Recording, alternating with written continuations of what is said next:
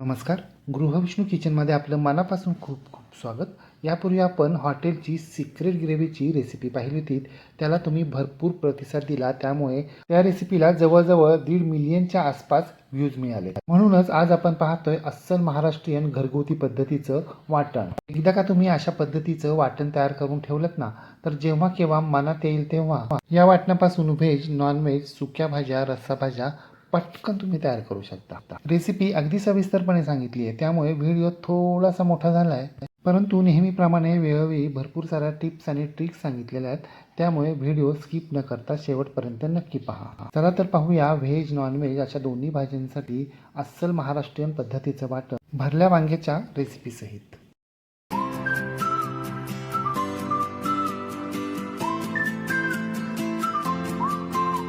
महाराष्ट्रीयन पद्धतीचं वाटण म्हणजेच ग्रेव्ही मसाला करण्यासाठी इथे आपल्याला 1 किलो कांदे घ्यायचे. कांद्याचे 2 भाग करायचे, साल काढून घ्यायचे आणि हा कांदा आता आपल्याला पातळ उभा चिरून घ्यायचा. परंतु मी पातळ उभा चिरणार नाहीये, तर बटाटा वेफरच्या स्लायसरनं मी स्लाइस करून घेणार आहे. हे पहा, अशा प्रकारे सुरीनं चिरत बसण्यापेक्षा स्लायसरनं स्लाइस केले ना तर खूप वेळ वाचतो.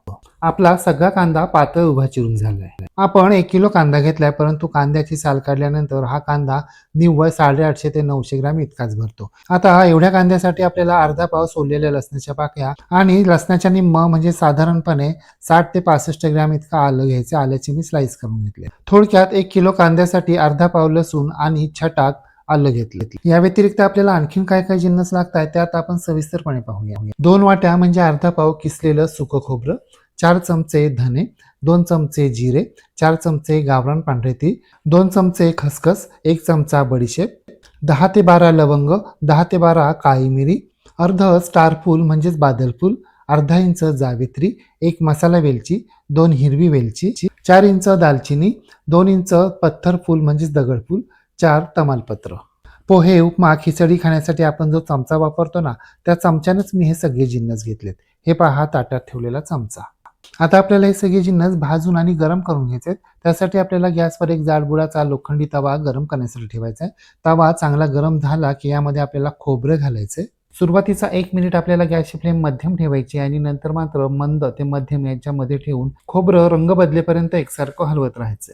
एक वेळ कमी रंगावर परतलं तरी चालेल, नुसतं गरम झालं तरी चालेल, परंतु सुकं खोबरं आपल्याला अजिबात करपू द्यायचं नाहीये. हे पहा, जवळजवळ 7 ते 8 मिनिटानंतर आपल्या खोबऱ्यानं पूर्णपणे रंग बदललाय. आता गॅस बंद करायचा आहे आणि हे खोबरं आपल्याला एखाद्या प्लेटमध्ये काढून घ्यायचंय. गॅस चालू असताना जर आपण खोबरं काढत बसलो ना तर खोबरं करपण्याची शक्यता असते, म्हणून आधी गॅस बंद करायचा आणि मग खोबरं काढून घ्यायचं. हे पहा, आपलं खोबरं चांगलं खमंग खरपूस भाजलं गेलेलं आहे. आता पुन्हा गॅस चालू करायचा, गॅसची फ्लेम बारीकच ठेवायची आणि यामध्ये आपल्याला धने आणि जिरे घालायचे आणि हे धने जिरे आपल्याला मंद आचेवर फक्त 1 मिनिट हलवत राहायचे. आपल्याला हे खमंग खरपूस भाजायचे नाहीयेत, तर फक्त गरम करून घ्यायचे.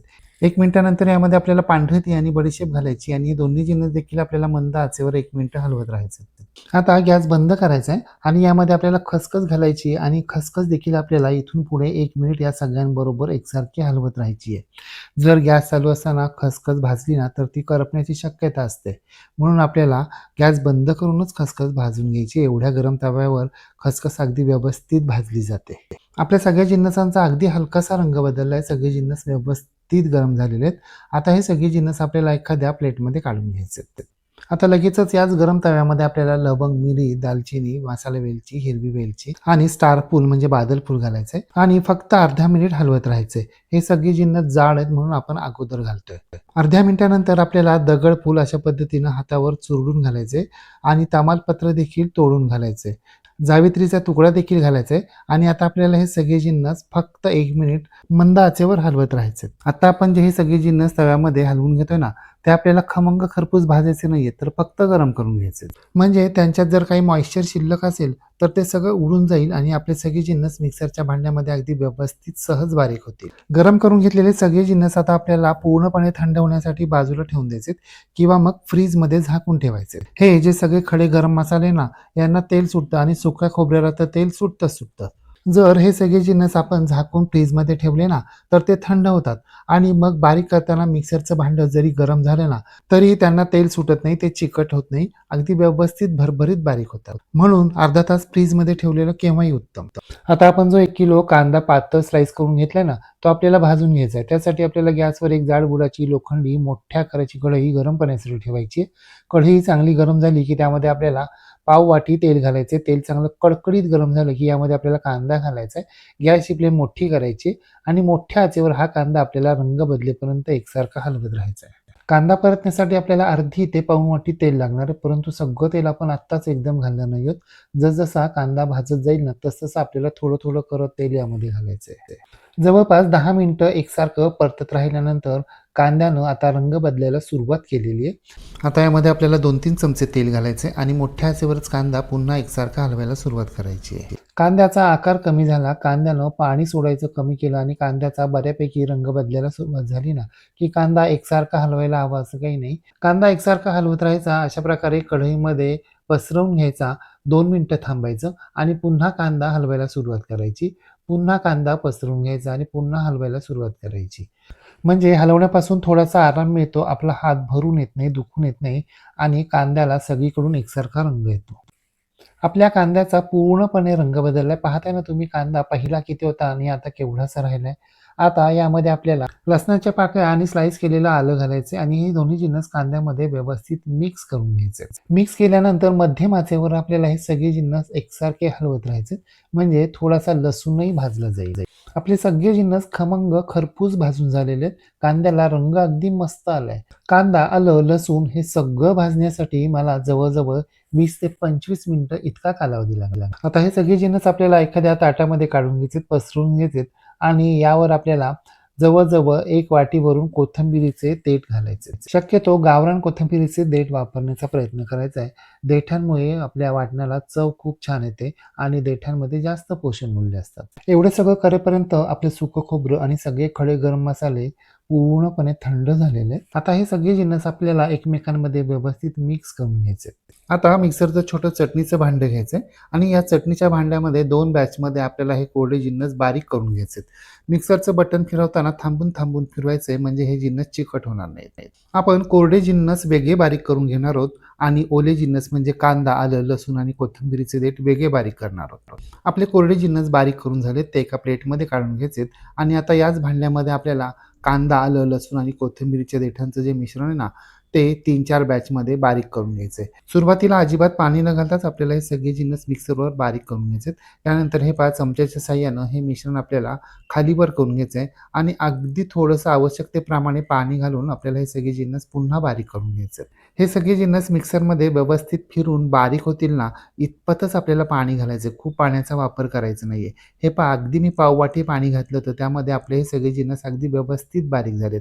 आता हे सगळे जिन्नस आपल्याला मिक्सरच्या मोठ्या भांड्यामध्ये काढून घ्यायचे. आपण बारीक केलेले सगळे कोरडे जिन्नस यावर घालायचे आणि मिक्सरच्या छोट्या चटणीच्या भांड्यामध्ये उरलेला कांदा, आलं, लसूण आणि कोथिंबीर याचे देठ यांचं मिश्रण बारीक करून घ्यायचंय आणि बारीक झाल्यानंतर हे मिश्रण आपल्याला या कोरड्या मिश्रणावर घालायचं आहे. मिक्सरच्या छोट्या भांड्यामध्ये थोडंसं पाणी घालून ते भांडं विसून घेऊन ते पाणी यामध्ये घालायचे.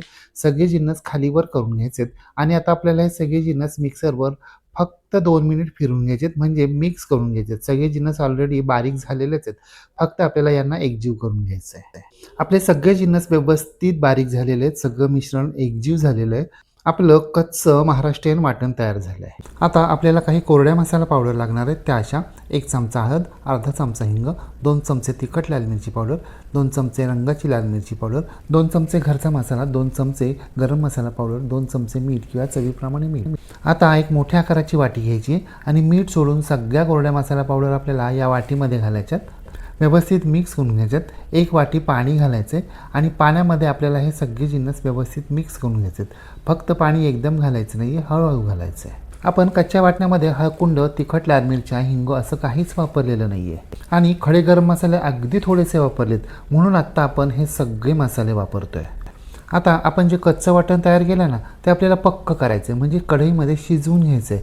त्यासाठी आपल्याला गॅसवर एक कढई गरम करण्यासाठी ठेवायची. कढई चांगली गरम झाली की यामध्ये आपल्याला पाववाटी तेल घालायचं आहे. तेल चांगलं कडकडीत गरम झालं की यामध्ये आपल्याला नुकतीच आपण कोरड्या मसाला पावडरींची पाण्यामध्ये पेस्ट तयार केली ना, ती पेस्ट घालायची. पेस्ट तेलामध्ये व्यवस्थित मिक्स करून घ्यायची आणि अगदी 1 मिनिट हलवत राहायची आहे. पेस्टला चांगली खळखळून उकळी आली की आपण तयार केलेलं कच्चं वाटण यामध्ये घालायचं आहे. गॅसची फ्लेम मोठीच ठेवायची आणि मोठ्या आचेवर हे वाटण आपल्याला रंग बदलेपर्यंत, गोळा होईपर्यंत, तेल सुटेपर्यंत एकसारखं हलवत राहायचं आहे. हलवताना उलटण्याचाच वापर करायचा आहे, कारण जर वाटण खाली लागलं ना तर ते उलटण्यानं सोडवता येतं. सुरुवातीची 5 मिनिटं वाटण मोठ्या आचेवर एकसारखं हलवत राहिल्यानंतर वाटणाला थोडी थोडी उकळी फुटायला सुरुवात होते आणि मग कढई बाहेर या वाटणाचे शिंतोडे उडायला सुरुवात होते. ते आपल्या हातावर, चेहऱ्यावर उडतात. किचन प्लॅटफॉर्म, टाईल्स सगळं खराब होतं. म्हणून काय करायचं, हे वाटण हलवत राहायचं, म्हणजे शिंतोडे उडत नाहीत. आणि फारच शिंतोडे उडायला लागले की मग आपल्याला कढईवर झाकण ठेवायचे. कढईमध्ये चमचा तसाच ठेवायचा आहे. कढईला थोडीशी फट ठेवायची, म्हणजे हे सगळे शिंतोडे झाकणावर उडतात, बाहेर उडत नाही. परंतु झाकण ठेवल्यावर गॅसची फ्लेम मध्यम करायची आहे. 5 मिनिटानंतर झाकण काढायचं आणि पुन्हा आपल्याला हे वाटण हलवायला सुरुवात करायची. आणि जर कढईला लागलं असेल तर उलटण्याच्या साहाय्यानं ते सोडून घ्यायचं. वेळोवेळी जेव्हा आपण हे वाटण परतत असतो ना, तेव्हा कढईच्या कडांना खाली लागलेलं वाटण सोडून घ्यायचं. असं 2-3 वेळा झाकण ठेवायचं, झाकण काढायचं, हलवून घ्यायचं, म्हणजे शिंतोडे कमी होतात. हे जवळजवळ 2-3 वेळा मी असं झाकण ठेवून हलवून घेतल्यानंतर आता शिंतोडे कमी झालेत, वाटण बऱ्यापैकी आटले, वाटणाचा रंगही बदलायला सुरुवात झालेली आहे. वाटण परतत असताना वेळोवेळी कढईला लागलेलं वाटण आपल्याला सिलिकॉनच्या एखाद्या चमच्याच्या साहाय्यानं अशा पद्धतीनं सोडून घ्यायचं आहे. सिलिकॉनच्या चमच्यानं व्यवस्थित सोडवलं जातं. आणि वाटण परतत असताना आपल्याला गॅसची फ्लेम एकसारखी मोठी ठेवायची नाही आहे, तर अधूनमधून मध्यमसुद्धा करायची आहे. पुन्हा पाववाटी तेल घालायचे. तेल व्यवस्थित मिक्स करून घ्यायचं आहे आणि पुन्हा हलवायला सुरुवात करायची आहे. आता मात्र आपल्या वाटणातलं सगळं पाणी उडून गेलेलं आहे. वाटण गोळा व्हायला सुरुवात झालेली आहे. वाटणाचा रंगही बदलला आहे आणि तेलही सोडायला सुरुवात केलेली आहे. वाटण कढईवर गरगर गरगर फिरतंय, याचा अर्थ आपलं वाटण पूर्णपणे शिजलं आहे. आपलं वाटण तयार झालं आहे, परंतु आपल्या वाटणाला चव अजिबातच नाही आहे. कारण का, तर आत्तापर्यंत आपण वाटणामध्ये मीठ कुठे घातलं आहे, म्हणून आपल्याला यामध्ये 2 चमचे मीठ घालायचं आहे आणि ते व्यवस्थित मिक्स करून घ्यायचं आहे. आपलं घरगुती पद्धतीचं महाराष्ट्रीयन वाटण म्हणजेच ग्रेव्ही मसाला तयार झालेला आहे. गॅस बंद करायचा आहे. एवढं वाटण परतण्यासाठी मला जवळजवळ 30 ते 35 मिनिटं लागली आहेत. आता हे वाटण आपल्याला एखाद्या डब्यामध्ये काढून घ्यायचं आहे आणि पूर्णपणे थंड करून घ्यायचे. थंड झाल्यानंतर झाकण लावायचे आणि हा डबा आपल्याला फ्रीजमध्ये ठेवून द्यायचा आहे. एकदा का अशा प्रकारे मोठ्या प्रमाणामध्ये वाटण तयार करून ठेवलं ना, तर कोणत्याही प्रकारची तयारी न करता मनात येईल तेव्हा व्हेज, नॉन-व्हेज, रस्सा भाज्या, सुक्या भाज्या अशी कोणतीही भाजी आपण या वाटणापासून पटकन तयार करू शकतो. या वाटणापासून आपण पटकन भरलं वांगं कसं करायचं ते पाहूया. त्यासाठी आपल्याला या वाटणातलं 3 चमचे वाटण एका प्लेटमध्ये घ्यायचे. 3 चमचे शेंगदाण्याचा कूट, बारीक चिरलेली हिरवीगार फ्रेश कोथिंबीर घालायची. सगळे जिन्नस व्यवस्थित मिक्स करून घ्यायचे. आता स्वच्छ धुवून घेतलेली 3 वांगी घ्यायची. वांग्यांना मध्ये छेद द्यायचे आणि या वांग्याच्या छेदांमध्ये आपल्याला हे वाटण भरायचं आहे. अशा प्रकारे 3ही वांग्यांमध्ये आपल्याला वाटण भरून घ्यायचं आहे. तुम्हाला भरलं वांगं सुकं करायचं आहे की रसभाजी करायची आहे? रसभाजी पातळ करायची आहे की थोडीशी घट्ट ठेवायची आहे? त्याप्रमाणे वाटणाचा वापर करायचा आहे. 3ही वांग्यांमध्ये मसाला भरून झालेला आहे. आता गॅसवर एक कढई गरम करण्यासाठी ठेवायची. कढईमध्ये अगदी 2 चमचे तेल घालायचे, खूप घालायचे नाही. पाव चमचा मोहरी, पाव चमचा जिरं घालायचे, 5-6 कढीपत्त्याची पानं देखील घालायची, पाव चमचा हळद, पाव चमचा हिंग घालायचे. आपण मसाला भरलेली वांगी घालायची आणि ही वांगी आपल्याला मोठ्या आचेवर अगदी अर्धा मिनिट परतून घ्यायची. वांगी परतून झाल्यानंतर यामध्ये आपल्याला 3 वाट्या पाणी घालायचे, उरलेलं थोडंसं वाटण देखील घालायचे, ते व्यवस्थित मिक्स करून घ्यायचे. कढईवर झाकण ठेवायचे. गॅसची फ्लेम मोठी करायची. रशाला खळखळून उकळी यायची वाट पाहायची. एकदा का रशाला खळखळून उकळी आली की झाकण काढायचे. चवीप्रमाणे मीठ घालायचे. पुन्हा झाकण ठेवायचे. झाकणाला थोडीशी फट ठेवायची. गॅसची फ्लेम बारीक करायची आणि मंद आचेवर 12 ते 15 मिनिटं आपल्याला हे वांगं असं शिजू द्यायचं आहे. 10 ते 12 मिनिटानंतर झाकण काढायचं. हे पहा, आपला रस्सा बऱ्यापैकी आटलेला आहे आणि वांगं पूर्णपणे शिजलेलं आहे. आता यावर बारीक चिरलेली हिरवीगार फ्रेश कोथिंबीर घालायची आहे आणि गरमागरम भरलेलं वांगं आपल्याला एका सर्व्हिंग प्लेटमध्ये सर्व करायचं आहे. पाहिलं ना तुम्ही, वाटण तयार असेल तर आपली भाजी किती पटकन तयार होते. या वाटणापासून आपण अशा प्रकारच्या व्हेज सुक्या पातळ म्हणजे रसभाज्या तर करू शकतो, परंतु चिकन मटन सारख्या रस्सा भाज्या आणि सुक्या भाज्या या वाटणापासून अगदी अफलातून होतात. भाजी थोडीशी कोमट झाली की तिला अशा प्रकारे तर्री सुटते. वाटणामध्ये जेवढं तिखट आहे ना तेवढंच आपण वापरलं आहे. प्रत्यक्ष भाजी करताना तिखटाचा वापर केलेला नाही आहे. त्यामुळे घरातील लहानपासून मोठ्यांपर्यंत सगळेजण ही भाजी अगदी आरामात खाऊ शकतात. परंतु जर तुम्हाला भाजी जास्त तिखट हवी असेल तर तुम्ही आवडीप्रमाणे यामध्ये मिरची पावडरचा वापर करू शकता. मग तुम्ही सुद्धा अशा प्रकारे अस्सल महाराष्ट्रीयन वाटण एकदा तरी करून पहा व त्यापासून जेव्हा मनात येईल तेव्हा पटकन व्हेज नॉनव्हेज रस्सा भाज्या सुक्या भाज्या करून पहा व कशा झाल्या ते कमेंट बॉक्समध्ये मला नक्की सांगा. रेसिपी आवडल्यास लाईक शेअर कमेंट करायला विसरू नका. आणि हो, तुम्ही जर अजूनही गृहविष्णू किचन चॅनलला सबस्क्राईब केलं नसेल तर प्लीज नक्की सबस्क्राईब करा. शेजारील बेल आयकॉनवर प्रेस करा, ऑल सिलेक्ट करा, म्हणजे माझ्या नवनवीन रेसिपींचे नोटिफिकेशन तुमच्या मोबाईलवर येतील. पुन्हा भेटूया अशाच एका नवीन रेसिपीसह. तोपर्यंत नमस्कार व व्हिडिओ थोडासा मोठा असूनही स्किप न करता शेवटपर्यंत पाहिल्याबद्दल मनापासून धन्यवाद.